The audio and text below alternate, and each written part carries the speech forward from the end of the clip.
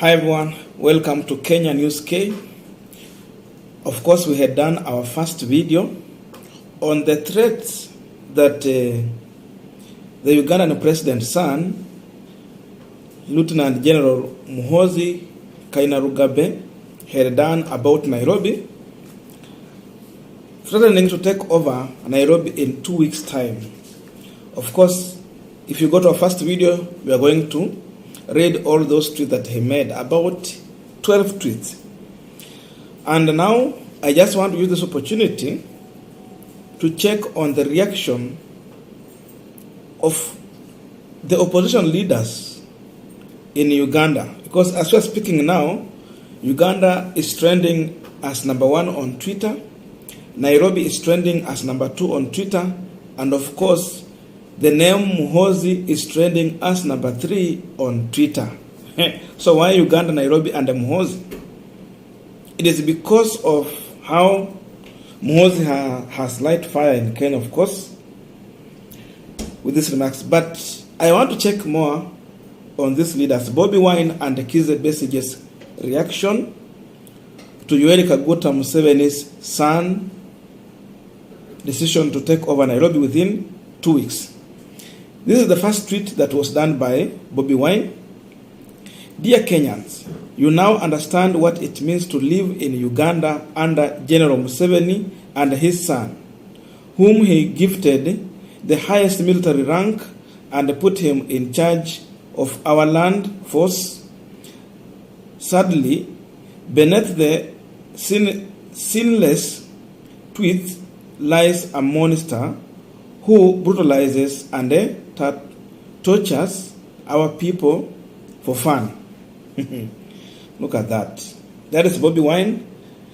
And now I want us to go to the reaction from Kizza Besigye. In fact, Kizza Besigye has done a lot of tweets, I think more than 6 of them. If not 6, there are about 5.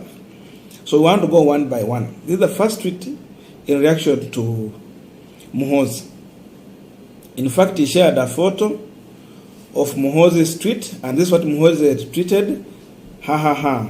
I love my Kenyan relatives. Constitution, rule of law, you must be joking.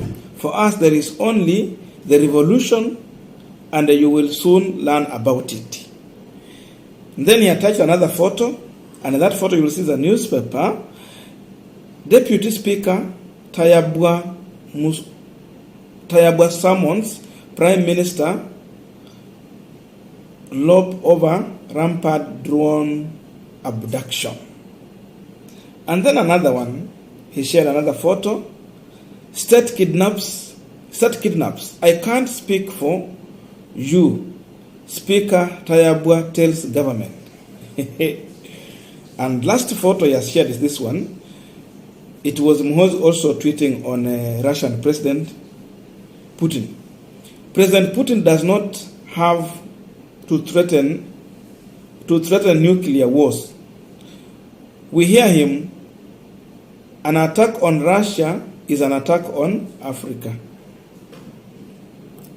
Now, beside this is what Kizza Besigye is saying. This is what he's saying now. Commander of Uganda Military Land Force, in brackets, says constitution and the rule of law is a joke.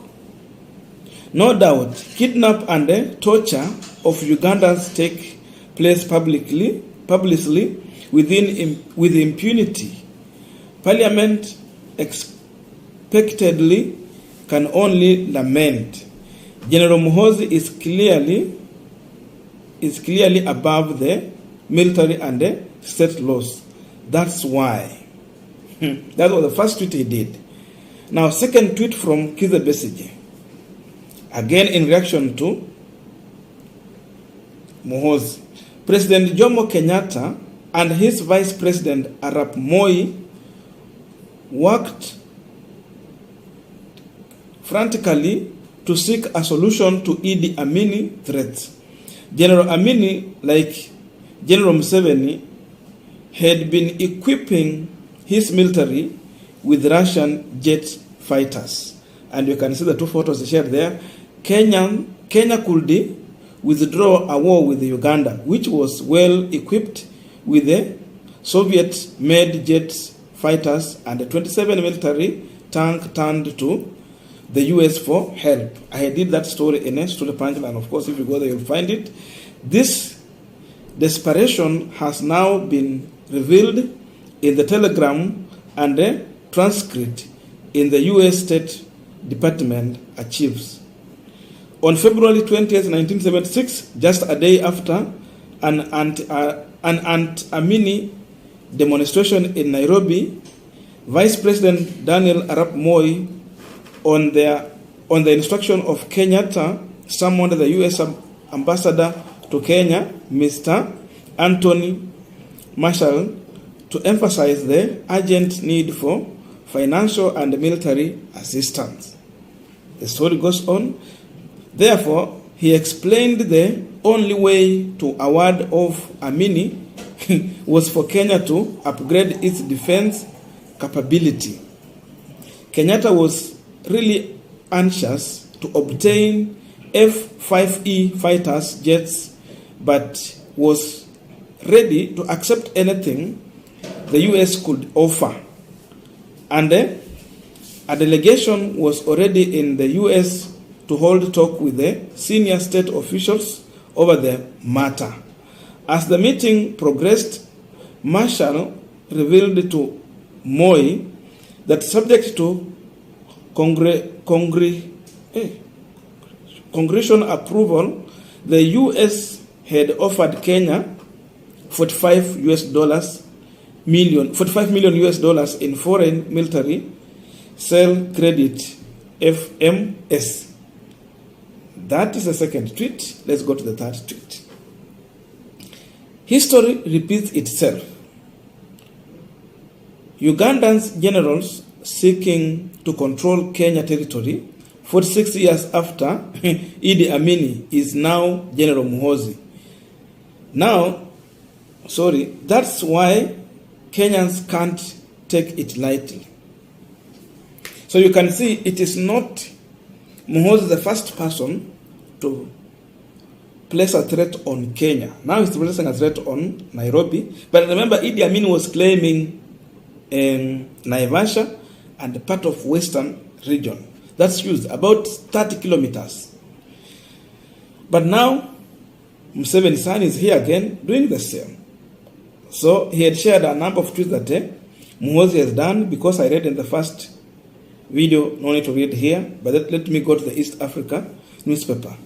The day Idi Amin wanted to annex western Kenya. So look at that. Wale watu wote wako western, the Luhya, ilikuwa mko, as we are speaking now in Uganda, part of Uganda.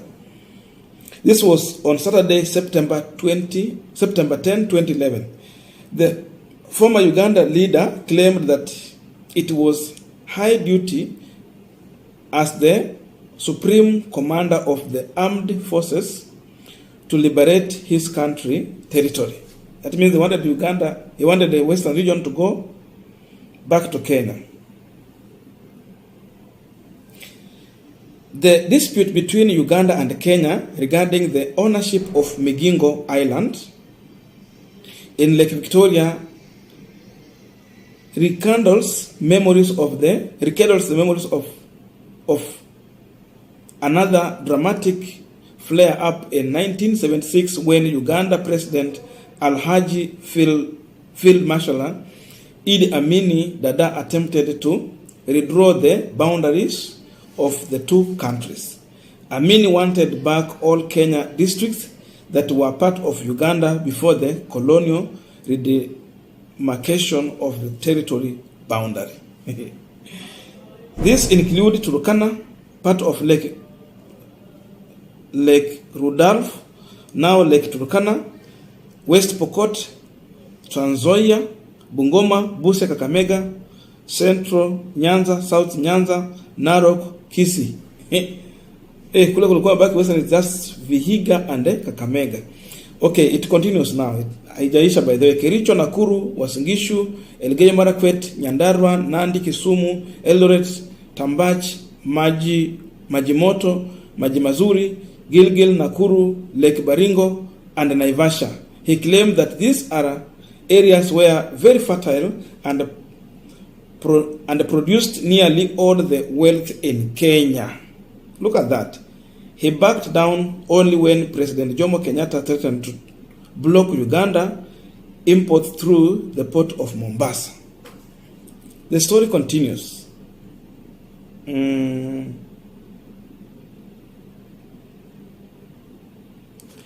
story continues. Captain Ibrahim travel and takes charge in Burkina Faso, second change in less than 9 months. I think this one is different. It's not touching on Kenya. The UPDF and most Uganda institutions are now in very weak hands. Sorry, but this one also is touching just on Uganda. So I think those are the 5 tweets that Kizza Besigye, together with 1 tweet from Bobi Wine, are also reacting to General Muhoozi remarks about taking over Nairobi.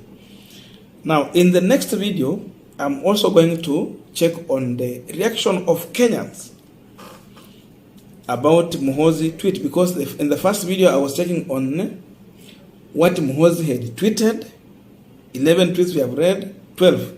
Now I have checked on Uganda reaction, but now in the next video, I'm going to check on the reaction of Kenyans, and that will be the end. And then you will get the analysis on to the punchline as far as the reactions of both Uganda and Kenya is concerned, what it means for Kenya, Uganda, as a people. See you in our next video.